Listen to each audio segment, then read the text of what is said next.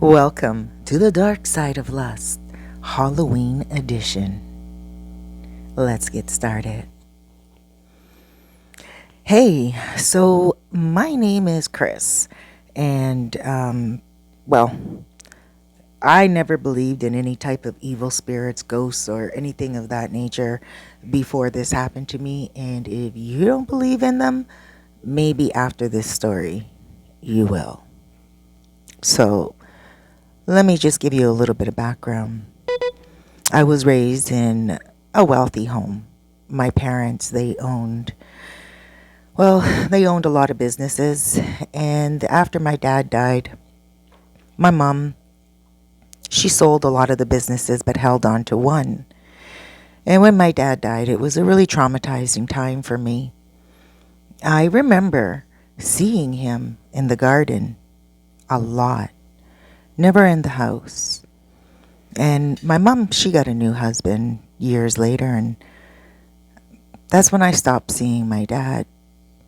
And I used to tell my mom that I saw my dad in the garden, and my mom would always say to me, "Don't say that. Your dad is passed on.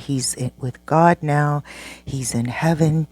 And what you're seeing is just an evil spirit pretending they're your dad. So you have to say these words." And she told me to say, "I rebuke you, evil spirit, in the name of God."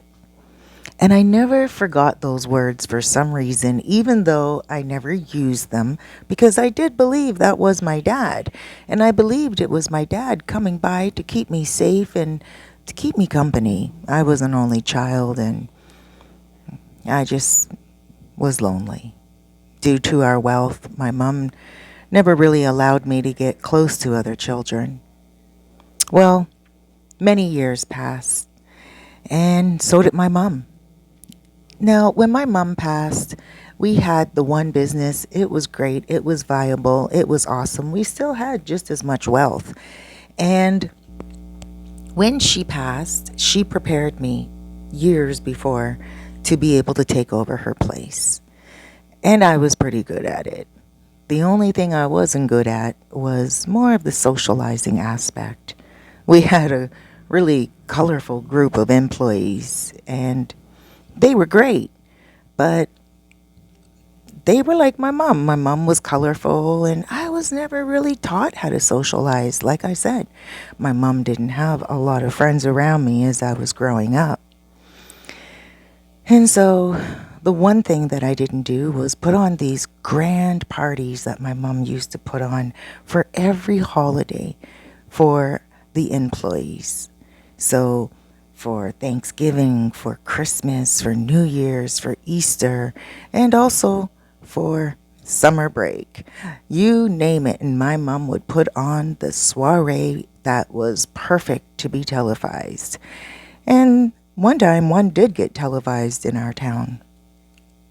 But I wasn't into it, so I handed that job over to our secretary, who knew my mom quite well. In fact, they were best friends, and this one Halloween, she was not going to be around. She was on vacation.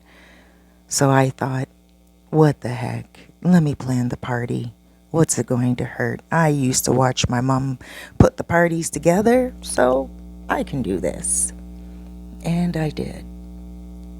And I wish I didn't. The employees, they showed up, and it was customary for us to have the gatherings in our home, in our party room, and that's where I had it. But one of the guests showed up with a party favor, a Ouija board. Now, I was raised in a Christian home. My mom was a very God-fearing woman, and this employee knows for sure that my mom would not want a Ouija board in the house. But this employee brought it anyway. And she even said out loud, "I know if Catherine was alive, we wouldn't be able to play this game.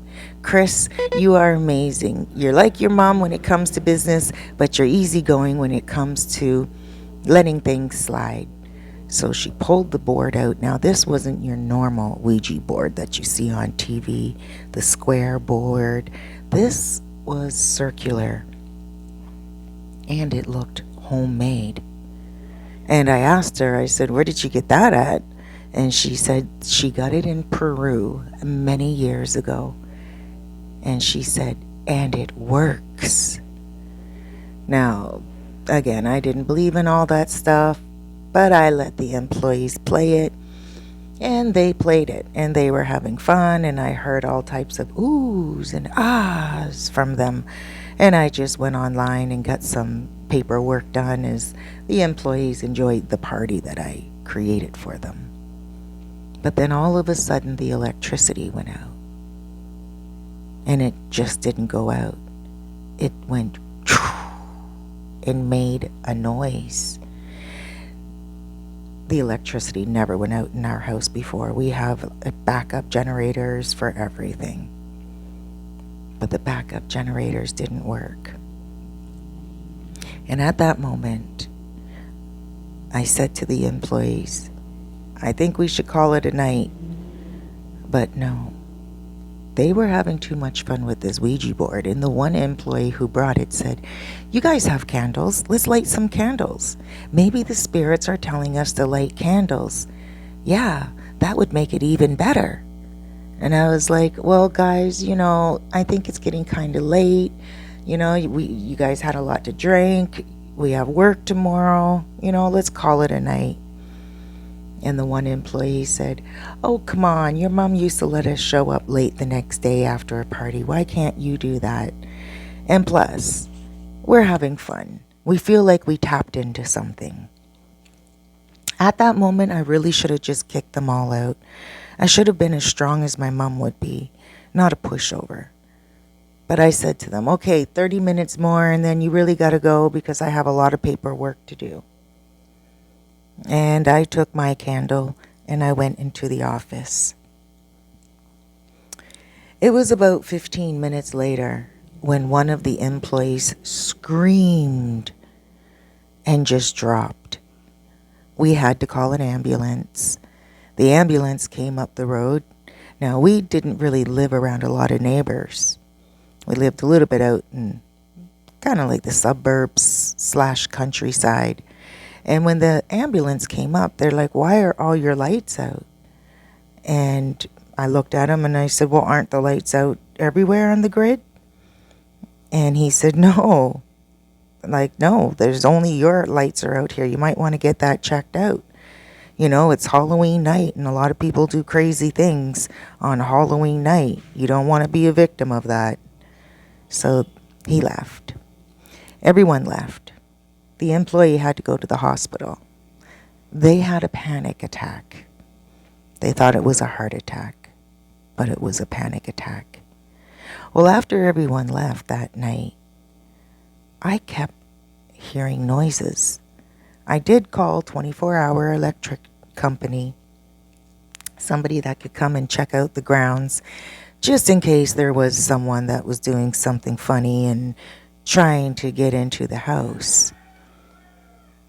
And they came, and they were working outside, and they were trying to work on it. Now I was paying them good money to get the electricity back up and running. And one of the guys came into the house, and he's like, you called me? And I said, no, I didn't call you. And he's like, yeah, someone just called my name outside. I thought it was you. They called it from out the window upstairs, right outside. I looked up and I could have sworn I saw a head look out the window and someone call my name. And I said, I don't know your name. I just know your company name. And the guy looked at me and he's like, that's weird. Okay. And he went back outside to do some work. And I wasn't really scared yet, but I laid down on my bed and I just thought about the past, the present. I often fantasized about my future wife. I was still single and had no children. I was 35 and I thought manifesting and meditating on a woman would be awesome. My mom taught me that. So that's what I was doing. And then all of a sudden, I felt something pull on my toe. Now, the room was dark and I didn't see anything, but I definitely felt something pull my toe. I would not mistaken that. It was a physical pull on my toe. So I jumped up and I said, "Hey, who is that?" And I said, "Workmen? Hello, you guys in here?" Now my eyes were a little adjusted to the room because it wasn't pitch dark. The moon was coming in and I could see a little bit in front of me. And I saw a shadow, something move. But it wasn't like a body shadow. It was something in the air and it moved quickly from one side to the next.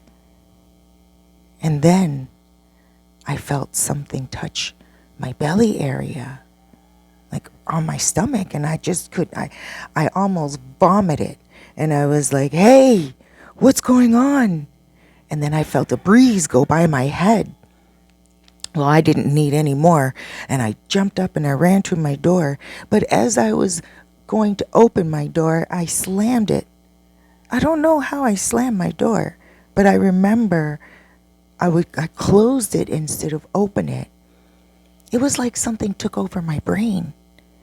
It was weird. Till this day, I think about that moment and I'm like, why did I slam the door shut? You see, it was a little bit closed. All I did was grab on the doorknob, but instead of pulling it towards me, I slammed it into the door frame.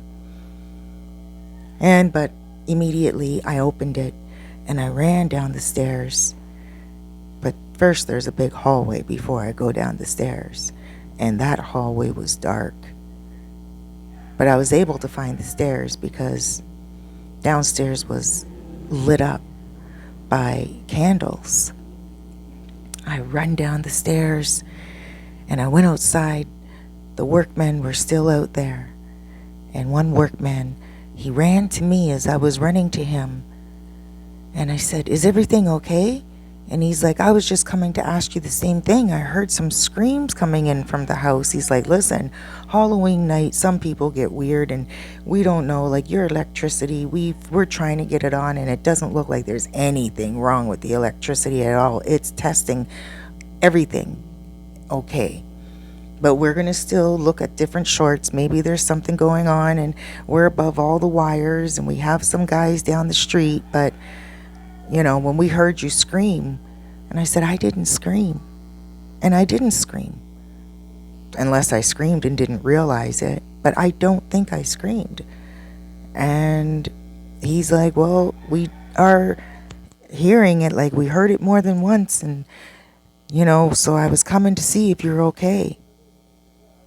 And then we heard screams together. I heard somebody scream out, "Stop!" And I never heard that in my house before. And we have a huge home. 7 bedrooms, to be exact. I sleep in one bedroom, and nobody sleeps in the house at all. It's only me. But that night, I felt like every room had someone in it. I can't explain. I was afraid to walk into the house. So I just went into the front door and I went into the drawer where I usually keep my keys and my wallet. I grabbed them both, my keys and my wallet. I locked the door and I told the workmen, "Listen, come back tomorrow. There's something strange going on." And I bolted it out of there. I got about 5 minutes down the street and the lights went on in my house. I could see, my house is on a big hill, and I could see the lights were on. But I wasn't going back. I felt like it was some type of evil entity calling me back to get me in the house to do something to me. It was weird. Like I said, I didn't really believe in ghosts before that. But the next day, I did go back home during the daylight and I took our pastor with me. And my pastor went through the house, prayed in each room, every nook and cranny, and I went right behind him saying those exact words that my mother told me to say when my dad passed on. I rebuke evil in the name of God. Nothing really happened after that. Nothing at all. But I'll never forget that day. That night.